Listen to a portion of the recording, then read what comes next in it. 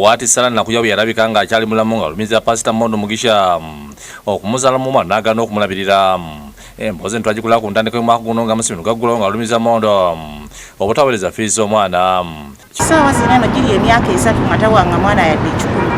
Bannange nange kati ngenda kukola ntya? Kyokka Nakuya yalwalidde ennaku mukaaga n'afa ekibidde ka buluganda olukola g'obutalernativu ku ngeri gye yafudde mu kiseera ekitono ng'abaagala poliisi enoonyereze. Okusiira kwa Mirimu Ssendo nga yejjajja baabategeeza nti omugenzi yalwadde pneumonia nti yokka basigaddemu akatuma nga baagala poliisi ekola okunoonyeza kufa kwe. Yeesenga Sala Nakuya gwe babbula amannya g'omugenzi anywedde abakungu bazza embeera gye bayisemu omugenzi walwalidde.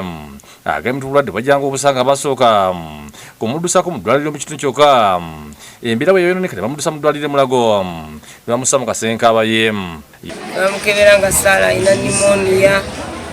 Sala ne bamutujjako ne bamuteeka mu intensive care. Sala twalwadde ebbanga ddene nnyo, alwadde ennaku 6. Pastor Mondo yatuweerezza ssente emitwalo 17 ne tuggyayo mayiti ne tugireeta wano era naye nga akyewuunyiza nnyo Sala afudde atya.